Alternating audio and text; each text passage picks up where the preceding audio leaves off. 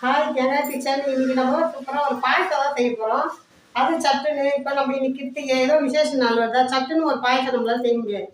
அதுக்கு தான் நான் இந்த வீடியோ போகிறேன். பாருங்கள், சட்டுன்னு செஞ்சு சாமி கும்பிட்டுலாம். வெள்ளிக்கிழமை ஒரு கிருத்திகை எது வந்தாலும் வாங்க எப்படி செய்யலாம். கடாய் வச்சு கொஞ்சம் நெய் ஊற்றிட்டேன். இப்போ இந்த நெய் நல்லா காயிட்டோம். ஒரு நேரம் நம்ம முந்திரியும் கொஞ்சம் பாதாம் வறுத்துப்போம். இது கொஞ்சம் மெதுவாக சேவக்கட்டும், ஏன்னா சிம்மில் வச்சு செஞ்சுப்போம். சிம்மில் வச்சா தான் தீயாமல் வரும், இல்லை கொஞ்சம் உடனே தீஞ்சிடும். இது பொரிச்சு எடுத்துட்டு அதுக்கப்புறம் நம்ம சேமியா போட்டுக்கலாம். இப்போ நெய் நம்ம வீட்டில் இல்லைன்னா கூட நம்ம வெறும் கடாயில் கூட வறுத்துக்கலாம், நல்லா தான் இருக்கும். ஆனால் கொஞ்சம் செவந்து வறுத்துப்போனா அந்த சேமியா நல்லாயிருக்கும். இப்போ சேமியா அதே நெய்லேயே போட்டு வறுத்துறேன். ரொம்ப வறுக்கணும், ரொம்ப நல்லா செவந்து வந்தால் போதும். ஏன்னா நம்ம அப்படியே போட்டு செஞ்சோம்னா கொஞ்சம் குழப்பாக இருக்கும். நம்ம இதுமாரி நல்லா வறுத்துட்டு கொஞ்சம் இந்த பொன்னீரமாக செவந்தோன்னா செஞ்சோம்னா அந்த திருத்திரியாக நல்லா சாப்பிட நல்லாயிருக்கும். இந்த குழப்பாக இல்லாமல் இருக்கும் பாயசம். அதனால தான் இதுமாரி நல்லா பொரிச்சிட்டு இப்போ நான் போட்ட சேமியானுக்கு 1.5 கிளாஸ் தண்ணி வச்சுக்கிறேன். ஏன்னா நம்ம பால் ஊற்ற போகிறதுனால இந்த தண்ணியே இதுக்கு போதும். இப்போ நல்லா இது கொதித்து வரட்டும். கொஞ்சம் உப்பு போட்டுக்கலாம். நம்ம எந்த ஸ்வீட் செஞ்சாலும் கொஞ்சம் உப்பு போடணும், அப்போ தான் ஸ்வீட்டு டேஸ்ட்டாக இருக்கும். இது கூட நான் மஞ்சத்தூளும் கொஞ்சம் போட்டுக்கிறேன்.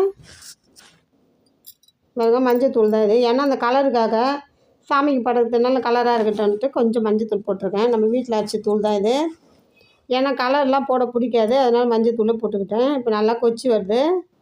சேமியா பார்த்தாலே தெரிஞ்சிடும், இருந்தாலும் செக் பண்ணிக்கிட்டேன்.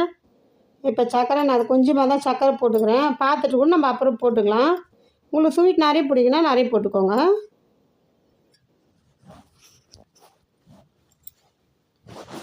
அவ்வளோதான், நல்லா கொதித்து வரட்டும். இப்போ கொஞ்சோண்டு அரிசி மாவு கொஞ்சமாக போடுறேன், ஏன்னா அந்த டேஸ்ட்டு நல்லாயிருக்கும். அந்த அரிசி மாவு வந்து டேஸ்ட் நல்லா கொடுக்கும். நம்ம எந்த பாயசம் செஞ்சாலும் கொஞ்சோண்டு அரிசி மாவு போட்டு இறக்கிடுங்களா, சூப்பராக இருக்கும். ஒரு சின்ன டிப்ஸு. இப்போ இது பால் நல்லா காய வச்சு ஆற வச்சுக்கிறேன்.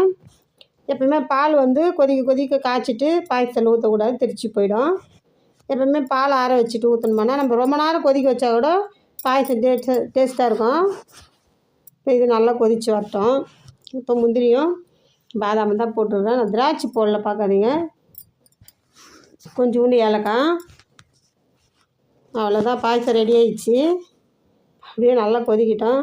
இப்போ இது எவ்வளோ நேரம் கொச்சாலும் நமக்கு ஒன்றாகாது. இப்போ எடுத்து பரிமாறி சாப்பிட்லாமா? பாருங்கள், பாயசம் ரெடி ஆகிடுச்சு.